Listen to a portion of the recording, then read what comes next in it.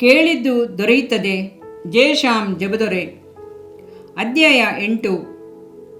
ಕ್ರಿಸ್ತನಲ್ಲಿ ಪ್ರಿಯರಾದ ಸಹೋದರ ಸಹೋದರಿಯರಿಗೆ ಎಡವಿ ಬೀಳದಂತೆ ನಿಮ್ಮನ್ನು ಕಾಪಾಡಲು ಶಕ್ತನಾಗಿರುವ ಯೇಸುಕ್ರಿಸ್ತನ ನಾಮದಲ್ಲಿ ನಿಮ್ಮನ್ನು ವಂದಿಸುತ್ತೇನೆ.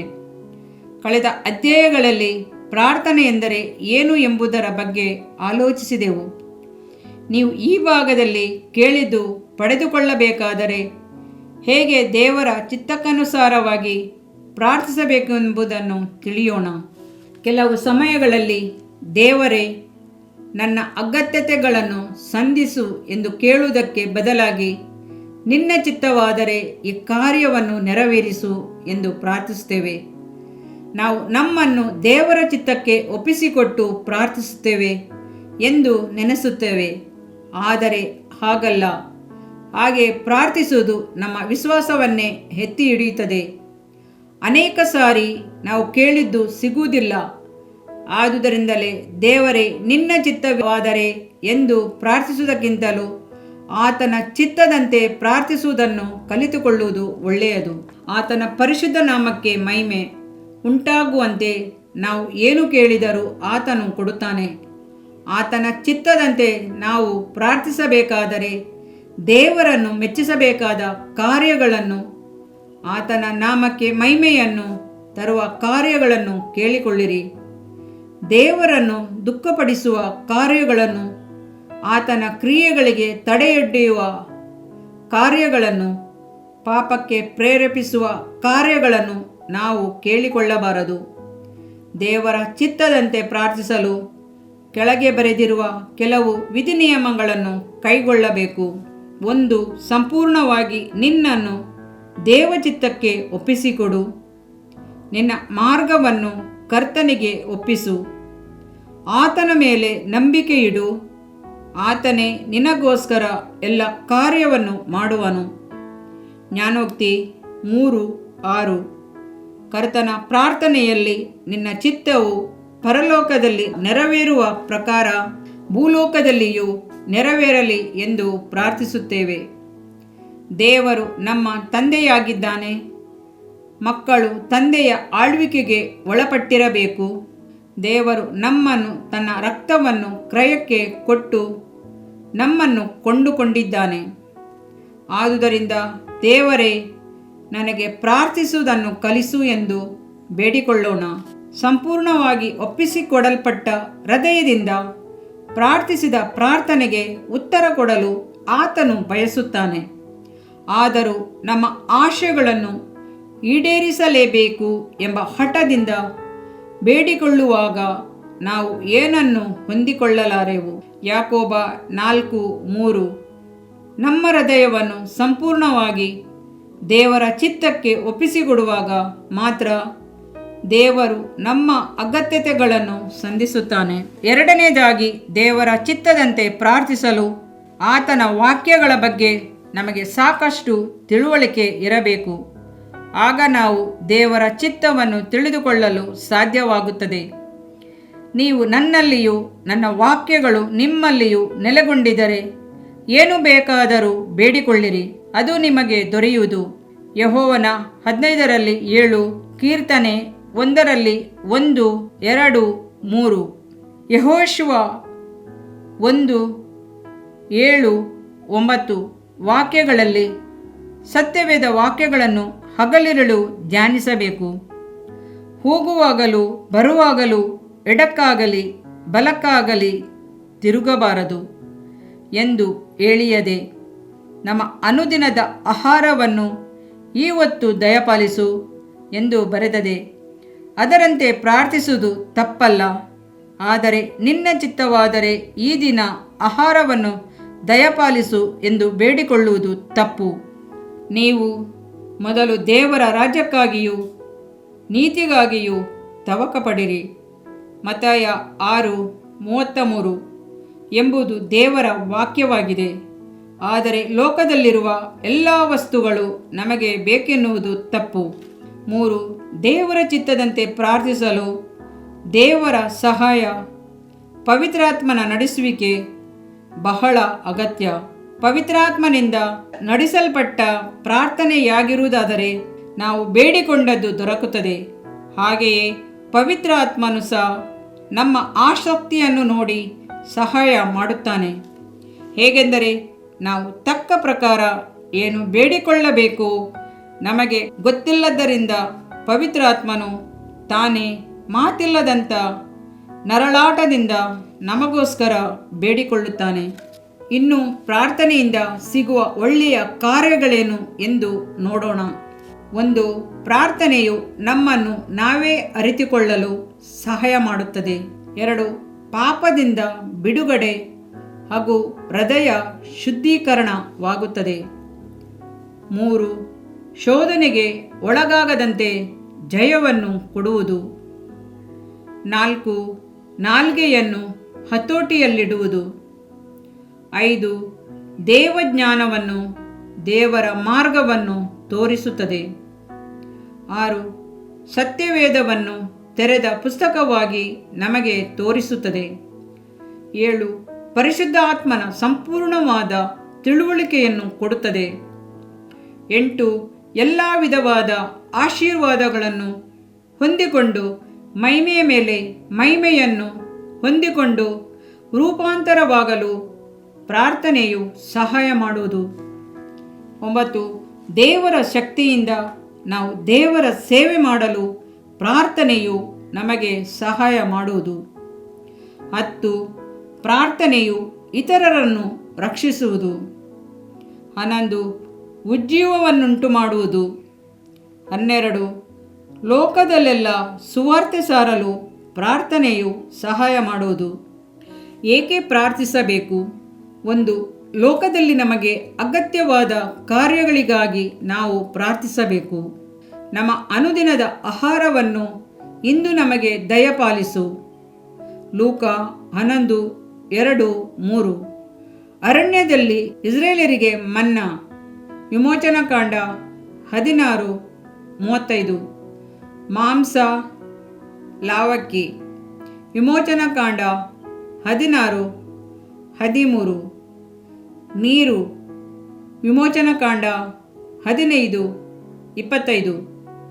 ಮೊದಲಾದವುಗಳನ್ನು ಕೊಟ್ಟು ಮಾರ್ಗ ನಡೆಸಿದನು. 40 ವರ್ಷಗಳು ಇಸ್ರೇಲರ ಬಟ್ಟೆ ಹರಿದು ಹೋಗಲಿಲ್ಲ. ಇದು ಹೇಗಾಯಿತು? ದೇವರ ಮನುಷ್ಯನಾಗಿರುವ ಮೋಸೆಯು ತನ್ನ ಜನರಿಗಾಗಿ ಪ್ರಾರ್ಥಿಸಿದನು. ದೇವರು ಅವನ ಪ್ರಾರ್ಥನೆಯನ್ನು ಕೇಳಿ ಇಸ್ರೇಲರ ಅಗತ್ಯತೆಯನ್ನು ಸಂಧಿಸಿದನು. ಫಿಲಿಷ್ಟಿಯರ ಮೇಲೆ ಜಯ ಹೊಂದಲು ಸಂಸೋನನಿಗೆ ದೇವರು ಒಂದು ಕತ್ತೆ ದವಡೆಯನ್ನು ಕೊಟ್ಟನು. ಅವನು ತನ್ನ ದಾಹವನ್ನು ತೀರಿಸಬೇಕೆಂದು ದೇವರಿಗೆ ಮೊರೆಯಿಡಲು ಲೇಯಿಯಲ್ಲಿ ಒರಳ ಬಂಡೆಯನ್ನು ಸೀಳಿ ಅಲ್ಲಿ ಅದರೊಳಗಿಂದ ನೀರನ್ನು ಕೊಟ್ಟನು. ನ್ಯಾಯಸ್ಥಾಪಕ 15:19. ದೇವರು ನಮ್ಮ ಶರೀರದ ಅಗತ್ಯತೆಗಳ ಬಗ್ಗೆಯೂ ಕಾಳಜಿಯುಳ್ಳವನಾಗಿದ್ದಾನೆ. ಕಾಗೆಯ ಮೂಲಕವಾಗಿಯೂ ಚರೆಪ್ತ ಊರಿನ ವಿಧವೆಯ ಮೂಲಕವಾಗಿಯೂ ಏಲ್ಯನನ್ನು ಪೋಷಿಸಿದನು. 1 ಅರಸು 17:3-6, 17:9-19. ವಿವಾಹದ ಮನೆಯಲ್ಲಿ ದ್ರಾಕ್ಷಾರಸ ಕೊರತೆಯುಂಟಾದಾಗ ಯೇಸುಕ್ರಿಸ್ತನು ಅಲ್ಲಿನ ಕೊರತೆಯನ್ನು ನೀಗಿಸಿದನು. ಲೂಕ 5:1-10. ರಾತ್ರಿಯೆಲ್ಲ ಪ್ರಯಾಸಪಟ್ಟರೂ ಒಂದು ಮೀನು ಸಿಗದೆ ಮನಗುಂದಿ ಹೋಗಿದ್ದ ಪೇತ್ರನಿಗೆ ಬಲೆ ಹರಿದು ಹೋಗುವಷ್ಟು ಮೀನುಗಳನ್ನು ಯೇಸುಕ್ರಿಸ್ತನು ಕೊಟ್ಟನು. ಲೂಕ 5:4-8. 5 ರೊಟ್ಟಿ 2 ಮೀನುಗಳಿಂದ 5,000 ಜನರಿಗೆ ಊಟ ಮಾಡಿಸಿದನಲ್ಲ. ಹಿಂಜಾರಿ ತಿರುಗಿ ಮೀನು ಹಿಡಿಯಲು ಹೋದ ಶಿಷ್ಯರಿಗೆ ಬಲೆ ಹರಿದು ಹೋಗುವಷ್ಟು ಮೀನುಗಳನ್ನು ದೊರಕಿಸಿ ಕೊಟ್ಟದಲ್ಲದೆ ಬೆಳಗಿನ ಆಹಾರವನ್ನು ಕೊಟ್ಟನು. ಯೆಹೋವನ 21:5-13. ಎಲ್ಲ ಕರುಣೆಯು ತಂದೆಯಾದ ದೇವರಿಂದ ಬರುತ್ತದೆ. ಯಾಕೋಬ 1:17. ನನ್ನ ದೇವರು ತನ್ನ ಪ್ರಭಾವದ ಐಶ್ವರ್ಯಕ್ಕೆ ತಕ್ಕ ಹಾಗೆ ನಿಮ್ಮ ಪ್ರತಿಯೊಂದು ಕೊರತೆಗಳನ್ನು ನೀಗಿಸುವನು.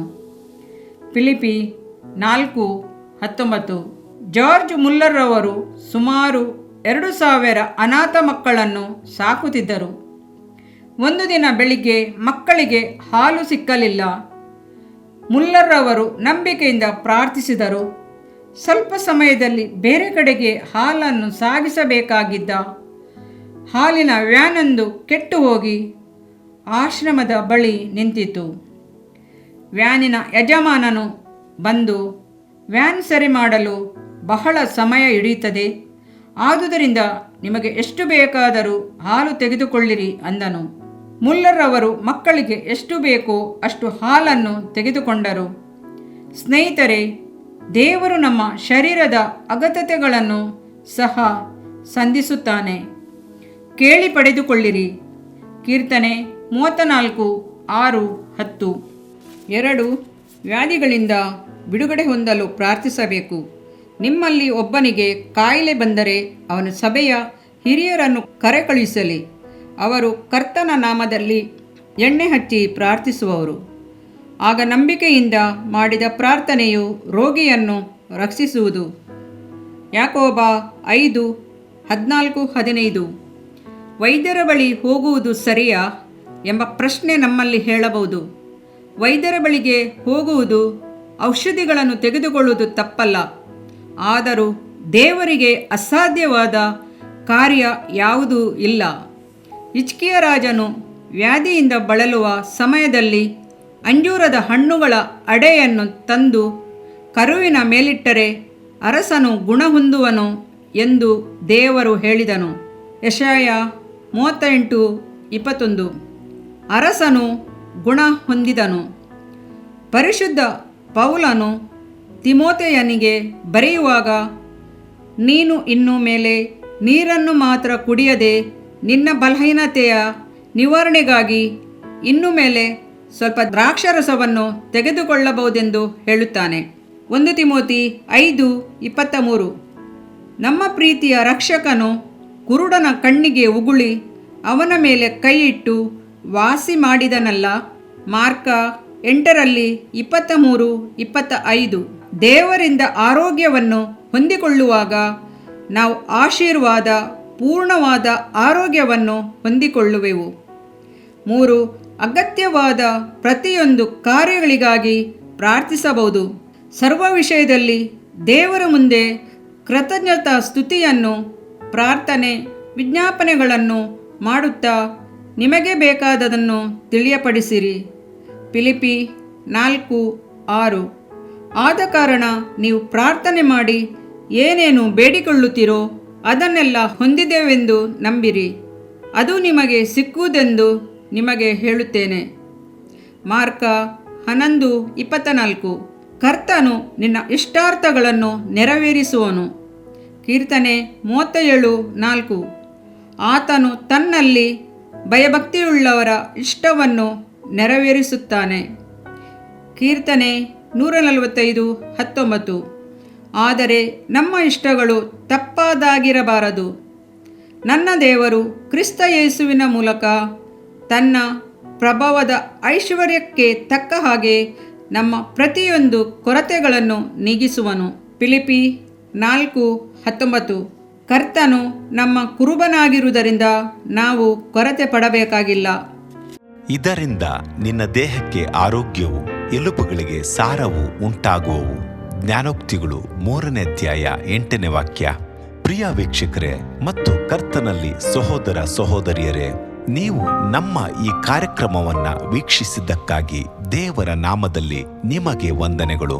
ದೇವರ ವಾಕ್ಯವು ನಮ್ಮ ಎಲುಬಿಗೆ ಬಲವು, ಸಾರವೂ ಆಗಿದೆ ಎಂದು ಸತ್ಯವೇದವು ಹೇಳುವಂತೆ ಈ ಕಾರ್ಯಕ್ರಮವು ನಿಮಗೆ ಆಶೀರ್ವಾದಕರವಾಗಿದೆ ಎಂದು ನಂಬುತ್ತೇವೆ. ಪ್ರಿಯ ವೀಕ್ಷಕರೇ, ನಮ್ಮ ಈ ಸೇವೆಗಾಗಿ ಪ್ರಾರ್ಥಿಸಿರಿ ಮತ್ತು ಎಲ್ಲಾ ಕಾರ್ಯಕ್ರಮಗಳನ್ನ ಇತರರೊಂದಿಗೆ ಶೇರ್ ಮಾಡಿರಿ. ಅದೇ ರೀತಿಯಾಗಿ ನಮ್ಮ ಈ ಯೂಟ್ಯೂಬ್ ಚಾನೆಲ್ ಅನ್ನು ಸಬ್ಸ್ಕ್ರೈಬ್ ಮಾಡಿರಿ ಹಾಗೂ ಲೈಕ್ ಮಾಡಿ. ನಿಮ್ಮ ಅನಿಸಿಕೆಗಳನ್ನು ಕಮೆಂಟ್ ಬಾಕ್ಸ್ನಲ್ಲಿ ನಮಗೆ ತಿಳಿಯಪಡಿಸಿ. ನಮ್ಮ ಸಂಖ್ಯೆ 7022104605. ಈ ಸಂಖ್ಯೆಗೆ ಕರೆ ಮಾಡಿರಿ. ಒಬ್ಬ ಪಾಪಿಯ ಪ್ರಾರ್ಥನೆ.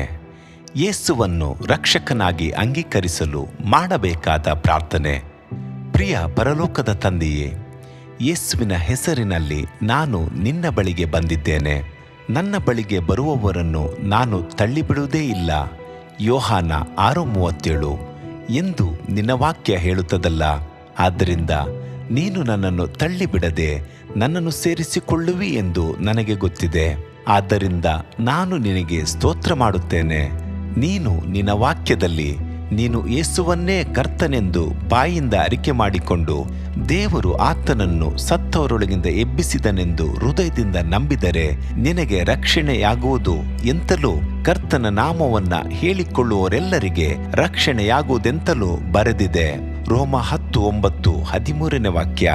ಯೇಸು ಕ್ರಿಸ್ತನು ದೇವಕುಮಾರನೆಂದು ನನ್ನ ಹೃದಯದಲ್ಲಿ ನಂಬುತ್ತೇನೆ. ನನ್ನನ್ನು ನೀತಿವಂತನನ್ನಾಗಿ ಮಾಡುವುದಕ್ಕಾಗಿ ಆತನು ಸತ್ತವರೊಳಗಿಂದ ಎಬ್ಬಿಸಲ್ಪಟ್ಟನು ಎಂದು ನಂಬುತ್ತೇನೆ. ನಾನು ಆತನ ನಾಮವನ್ನ ಹೇಳಿಕೊಳ್ಳುತ್ತೇನೆ. ಯೇಸುವೇ, ನೀನೇ ಕರ್ತನು.